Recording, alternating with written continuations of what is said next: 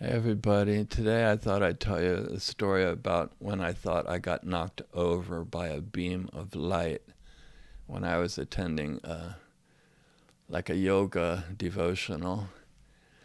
Uh, so I've been in a few different religious groups in the past, and when I lived in Las Vegas, our family, we attended the Vedanta Society with Rose Rosamarie Rosamaria Rosamarie Gordon. Her name was Mahamaya. She would we'd get together once a week. I think it was Thursdays, and we'd study Narada's Way of Divine Love. You know, the writing, which is a great book. Me and my kids would show up there, and they had a giant biting dog that it was a Doberman.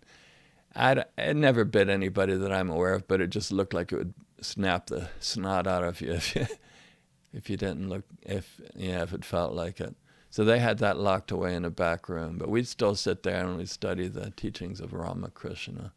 And it's through that group that I got initiated into yoga. I went to the I met Swami Swahananda in 1994 and got initiated into their group, the Vedanta Society. In addition to that, though, man, I used to go to Self-Realization Fellowship in Las Vegas. They didn't have, their group wasn't officially an official group, but it was just a bunch of people that still wanted to devotionally get together. So it wasn't a full-blown organization at that time. So we'd go to that, and then we'd go to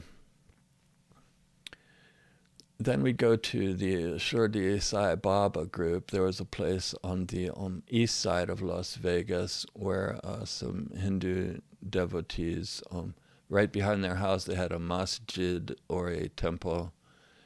And Shirdi Sai Baba, you might have seen statues of him. He's the guy that has the bandana across his head. He was so popular that a lot of people through the years have tried to pretend like that they were him reincarnated, you know. And you'll see him nowadays, they still wear the thing because they associate that with the real deal. But he was supposed to be a holy man, supposed to be some kind of a saint. He was revered by both the Muslims and the Hindus. And so we'd go to this place on the east side, and there was a freestanding building right in somebody's backyard, and we'd attend that. And they were real, I don't know, is the word ecumenical or something? They're just open to all religions. There was some of the devotees there were for the Sathya Sai Baba group, Sathya Sai. He's the guy that, if you've ever seen the photo of him, he's got a big old afro and an orange robe, and he looks like a rock star. He has very strong features, you know, and he's always doing like this with his hand and stuff, and he's going like this and materializing. At least the believers and the devotees believe that he's materializing this stuff called vibhuti, which is sacred ash, which when they run out of it, they actually burn, in some parts of India, they'll burn cow dung, you know, to heat their homes and to cook on. And so it's partly derived, at least, from the cow dung that's burned. And so now I don't want to say that he's not the reincarnation of Shirdi Sai Baba or that he is. I just have no idea. I don't want to step on your guys' toes. If you believe in him, then I'm not against you. That's what I'm trying to say. At the time, I really loved going to that particular group's Thursday night meetings in Las Vegas. And I would say I was really quite a devotee at that time. The idea was that he was an avatar or an actual incarnation of God, you know. And I was going through changes in my mindset in my life, and at the time I was really into that. I mean, me and my kids, we went on a bunch of retreats for the group, and I'd attend every week. And at that time in Las Vegas, we met, I'm pretty sure it's on Industrial Road. It was on the second floor, and it was facing the east. So if we looked out the windows of the place that we were in, we would be facing the east. And I stayed with that group for a while. It was very interesting. From it, I think one of the benefits of it was that I learned to be devoted. There's this idea in yoga that there's this thing called bhakti, which is devotion. So if you have an object of devotion and you apply all your concentration, like even if it's just a picture of somebody, and you focus on it in a dedicated way, what it does is it brings your mind in, makes it so it's not so distracted by all the concerns of life. It kind of reins it in and makes it so that you can have one-pointed devotional concentration toward the object of devotion.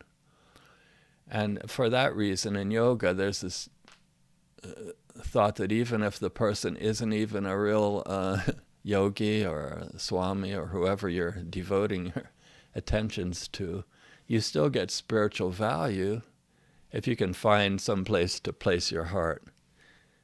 So I know there's some controversy with Sathya Sai Baba.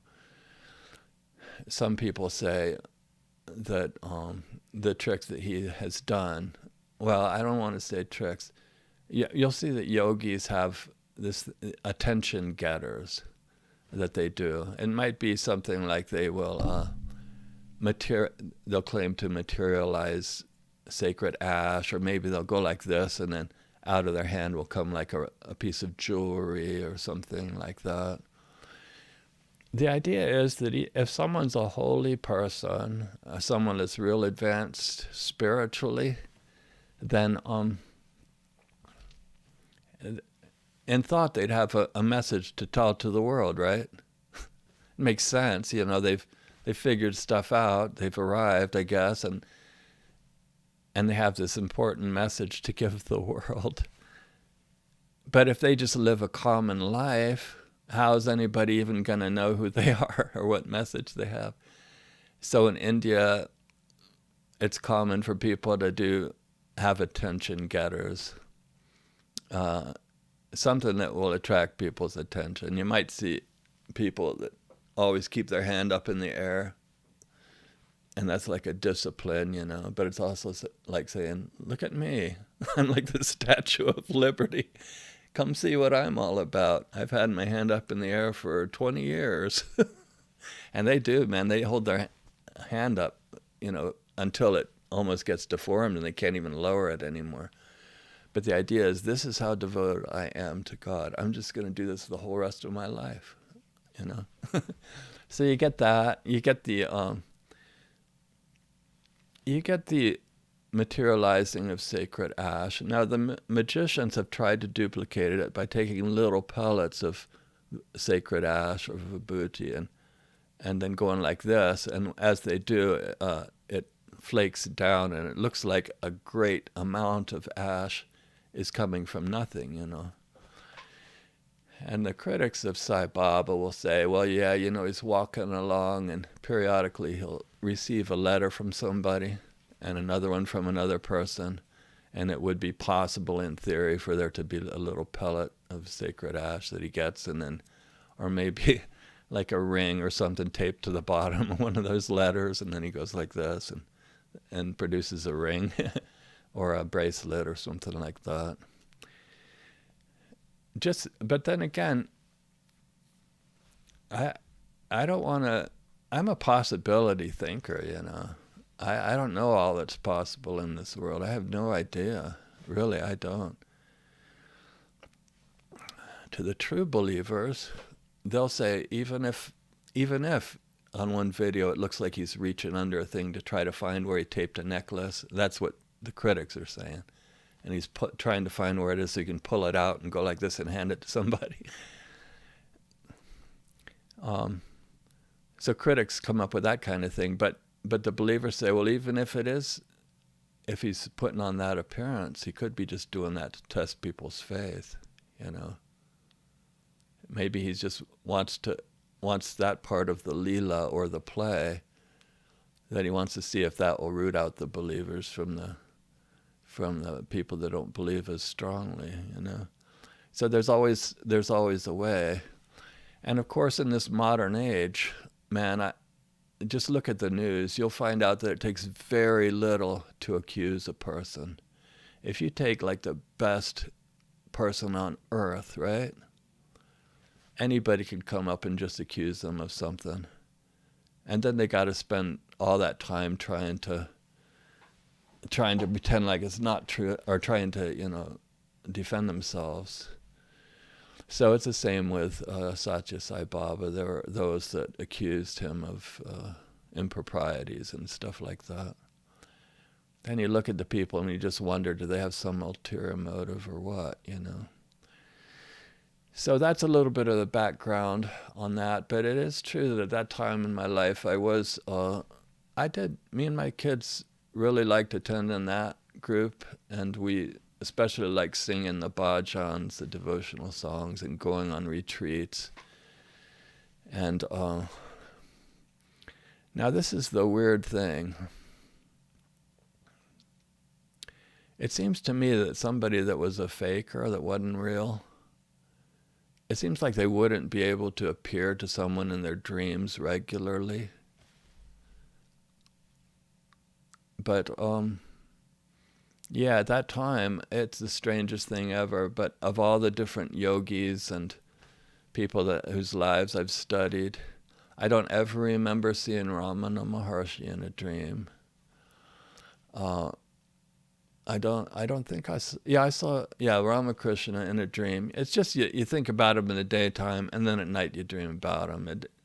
I'm not assigning anything supernatural to it, or even saying that it's not supernatural. Maybe it really is the goodness of the universe trying to inspire somebody. But if Sathya Sai Baba was, as some critics claim, just a faker or a magician or something like that, man, I have to say there was a time when I was seeing him in my dreams like 3 times a week. And it's almost like when I went to the meetings on Thursday, I was almost embarrassed to mention it, because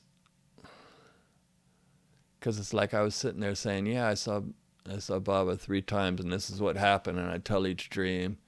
And then I wrote all of them down. I had several pages in my journal, but then I changed belief systems later, and I threw all those pages out.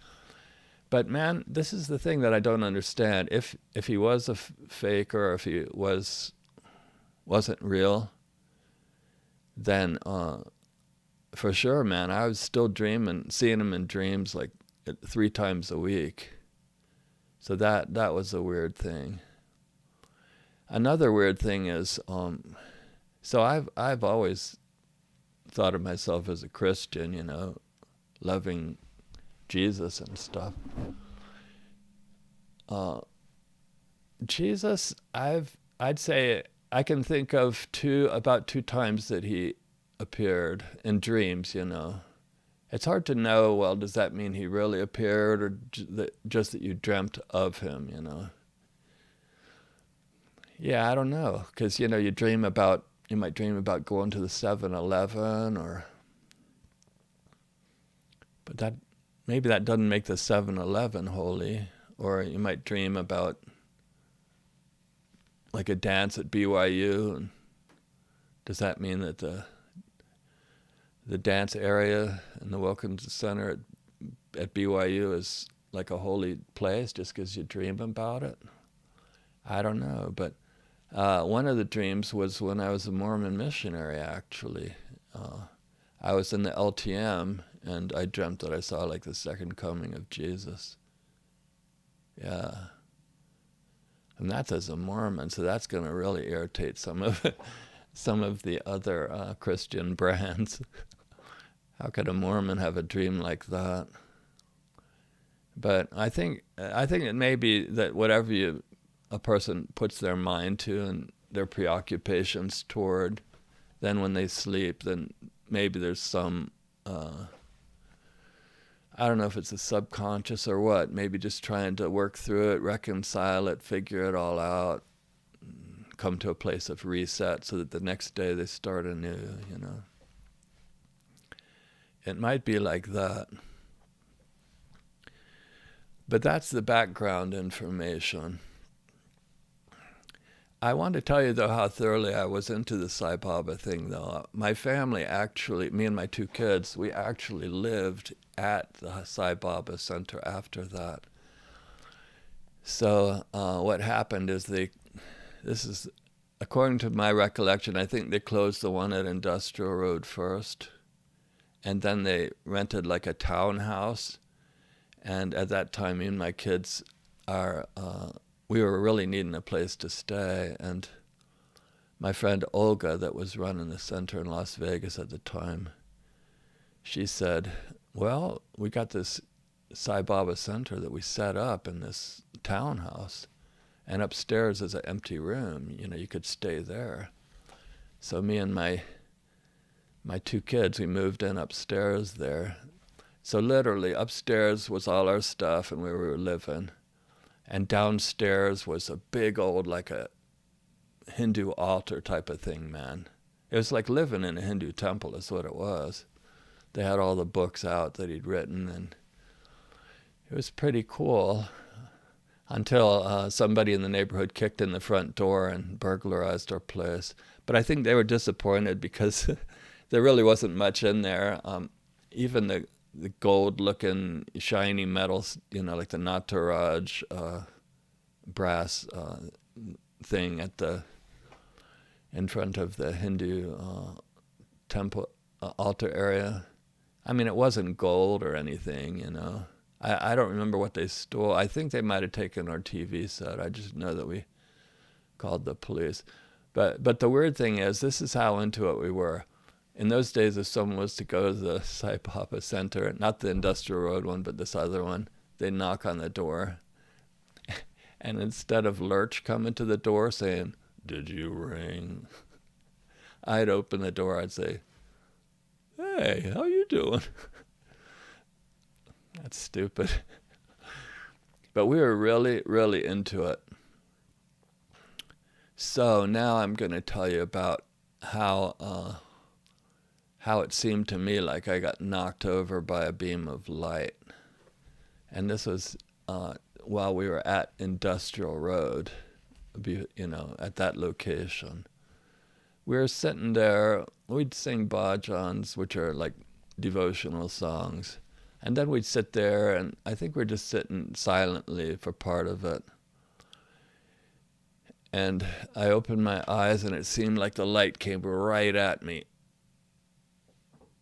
And then I just fell backwards like this.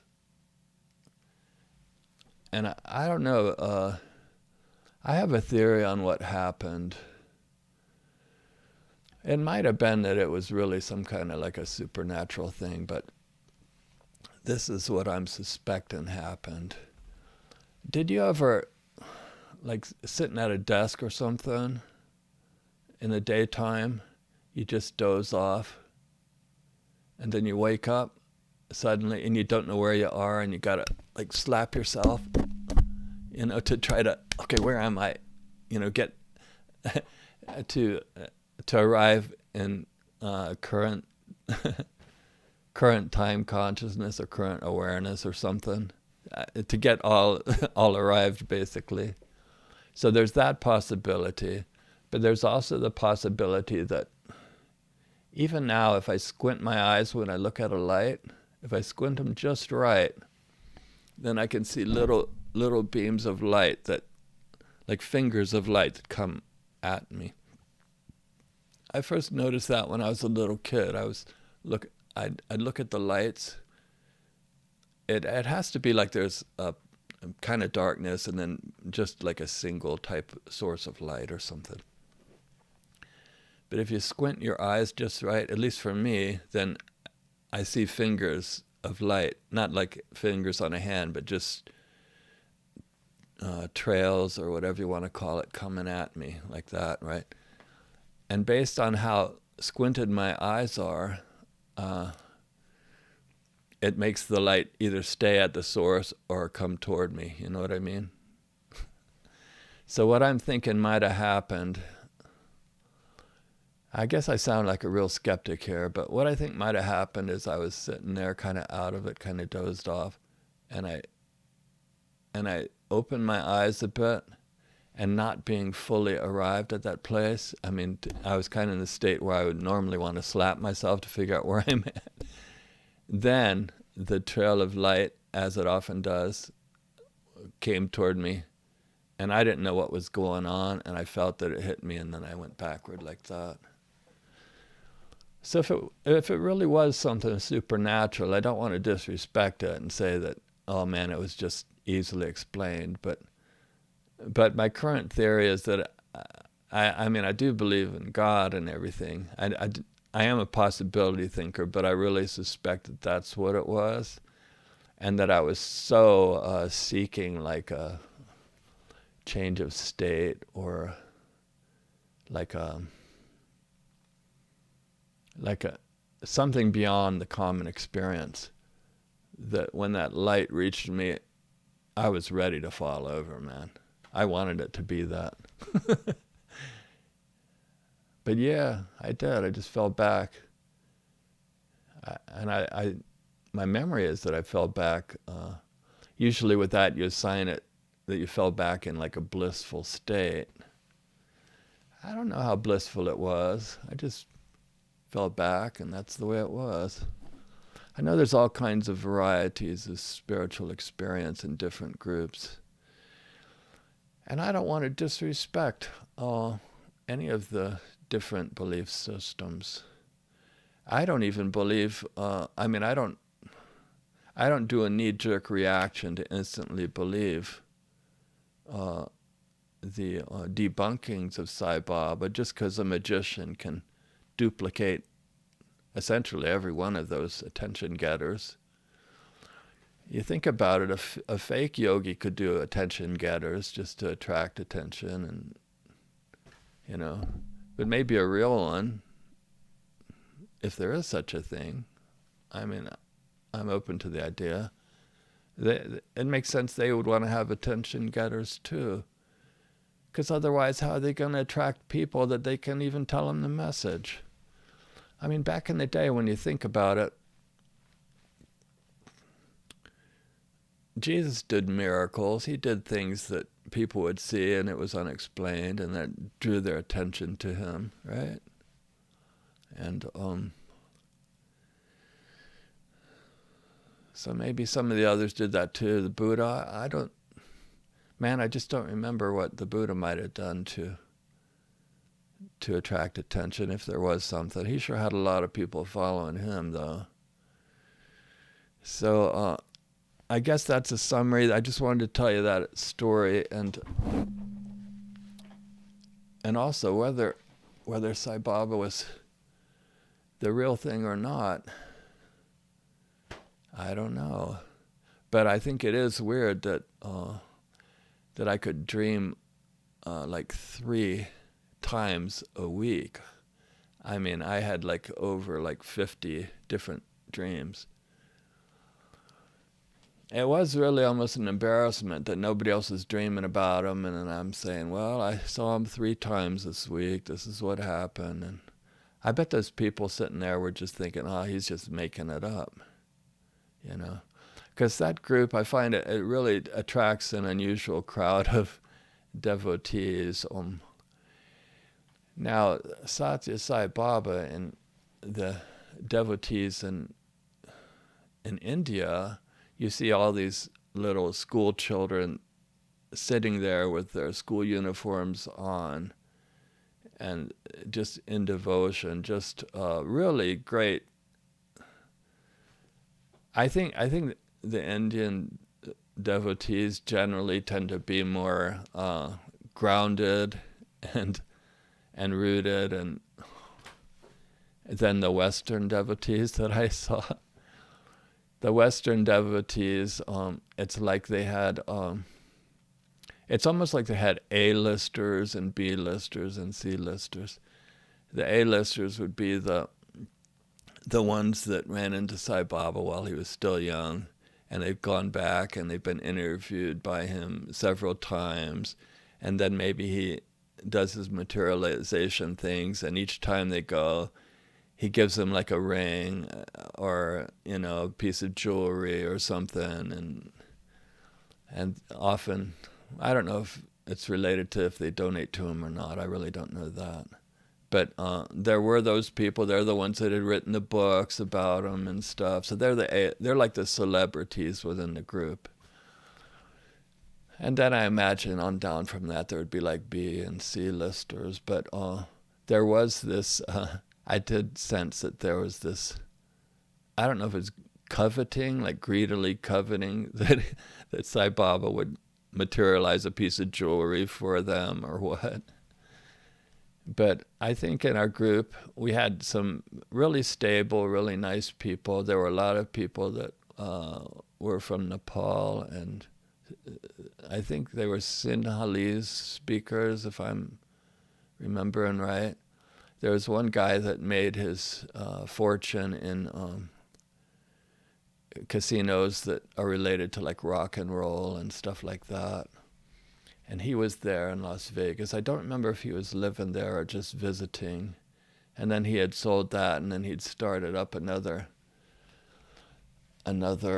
establishment that was somewhat similar. It was more related to blues music, though, not so much rock and roll. I remember he came to a couple of meetings, and he was interested because he was a mover and shaker in the group and stuff.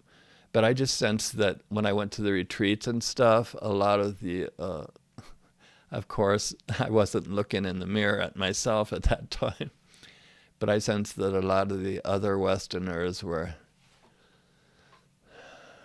not squabblers, not squabbling for attention or anything like that, but just not that grounded, maybe, you know. Yeah. And in that way, they probably matched my own situation, because, man, I was definitely in a state of transition. But, so those are memories of yoga and Hindu traditions in the Las Vegas area, and some of the people that I met and everything. And I told you at the beginning of the video about Mahamaya from the Ramakrishna order, the Vedanta Society of Las Vegas, that had the Doberman pinscher that was put away into the back room. It was through her that she arranged that I could go meet Swami Swahananda at the Hollywood Temple and get initiated. And the weird thing is, man, I wanted to have a cool yogic name, you know? So I was saying, man, I want you to give me a yoga name, something that sounds great.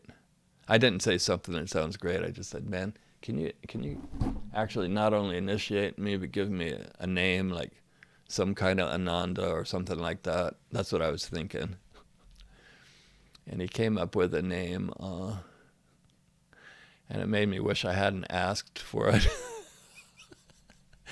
Yeah, it wasn't my favorite name, but God bless him for trying to help me, trying to give me the name.